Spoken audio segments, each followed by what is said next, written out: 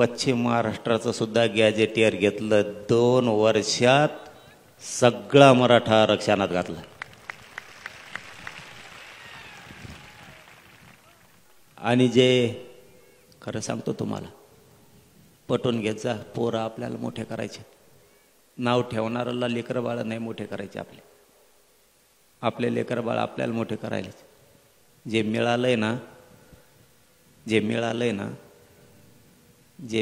ना ते पण खूप मिळालंय. गावाचे गावं निघायला लागले, राहिलेले निघतील. समाधानी राजा, ओताळं वागायचं नको. कुणीतरी सांगायचं सगळंच पाहिजे. आपल्याला मग लोक सगळंही मिळून द्यायनात आणि थोडं थोडं पण मिळून द्यायनात. मी आणि माझा समाज आम्ही बरोबर आमच्या पद्धतीला जाऊन डावत टाकून सगळ्यांच्या मुंडक्यावर पाय दिलेत. थोडं हुशारीने चला. खाताना विचार करा, गरम आहे का गार झालंय. नको बरं, समाज डुबल असं वागायला नको. आपण दसरा मेळाव्याला जमतो, सभाला जमतो, आंतरवालीत जमतो, मुंबईत जमतो, मजा म्हणून नाही. सांगितलेला तुम्ही विचार सांगितलेला मी जपून ठेवायचा आणि मी सांगितलेला तुम्ही जपून ठेवायचा, तरच मोठे होत नाही तर काय अर्थ नाही. नुसतं आलो, बसला, इकडं तिकडं फिरला, झाडाखाली गेला, पुन्हा सभात येऊन बसला. मराठ्यांनी चतुर हुशार व्हायचं, टंगळ मंगळ बंद करायची, बावचाळ्यावनी वागायचं बंद करायचं, लई समाज पुढं न्यायचा. एक शब्द सांगतो तो आज पक्का घेऊन जायचा इथून. मराठ्यांनी यापुढं शासक बनायचं आणि प्रशासक पण बनायचं.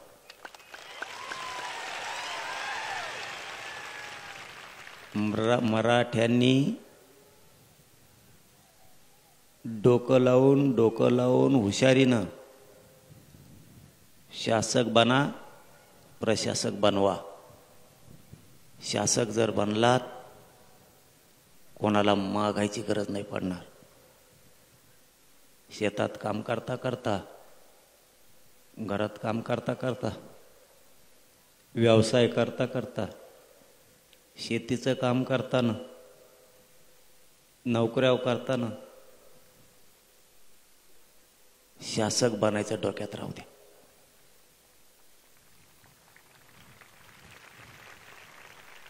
तुमच्यावरती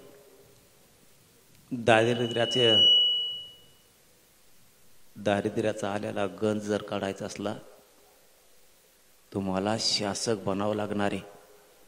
कुणी डोक्यावरून हात फिरेला, कुणी हातात हात दिला, कुणी चहा पाजेला म्हणून आपण मोठे नाही होणार. या दसऱ्याच्या निमित्तानं सांगतो, जातीला सांभाळायचं असलं, जातीच्या अडचणी दूर करायच्या असल्या तर तुम्हाला शासक बनावं लागेल. आणि प्रशासकही बनावं लागेल. प्रशासनात एवढी ताकद आहे, दादा जरी असला तरी हात जोडून प्रशासनासमोर उभं राहावं लागतं.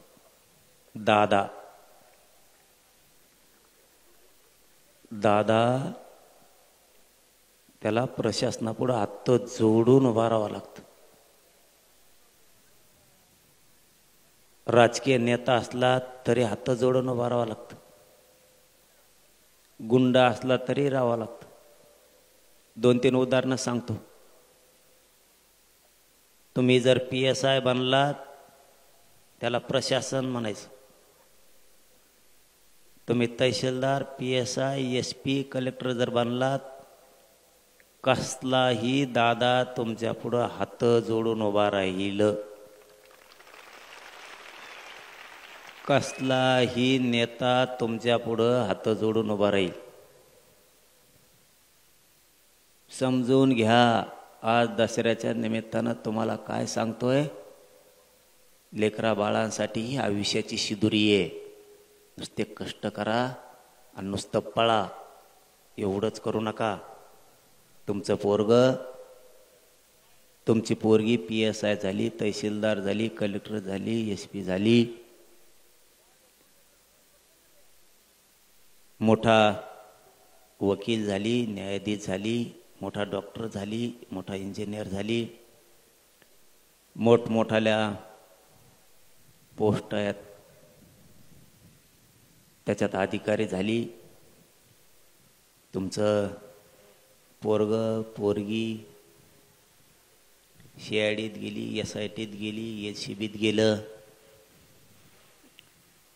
प्रत्येक क्षेत्रात जर आपलं लेकरं गेलं ना, तर या गरीब समाजाला बसायला आधार होईना. ऑफिस एखादं बसायला आधार.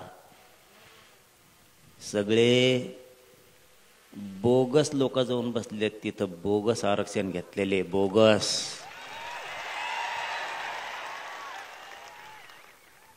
हाय का डोकं ठेप्याल तुमचं? लोक जातीचं काम करायचं असलं,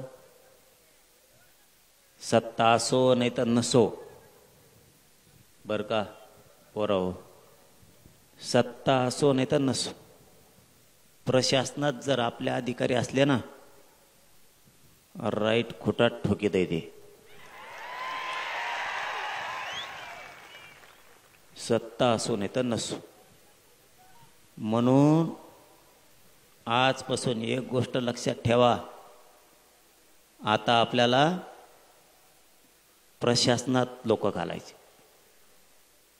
खूप पोराने पोरी अधिकारी करायचे प्रत्येक क्षेत्रात. आणि दुसरं, तुम्ही शासक बना, कोणाला फोन लावायची गरजच नाही, लगेच काम. सगळे बसले त्यांचे, आपले घालते दारात येडे. चूक तुमची आहे.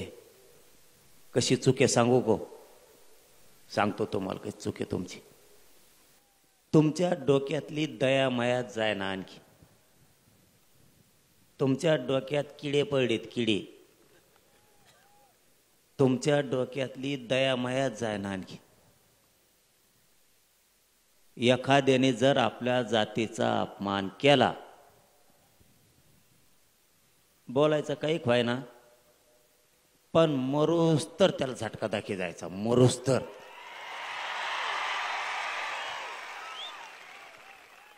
त्याला म्हणायचं जातवान मराठ्यांची अस्सल अवलाद.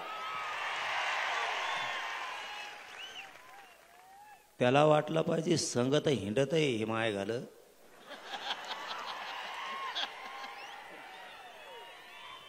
पण इतके माया जवळचे लोक फोडून येणे मला पारड कस काय.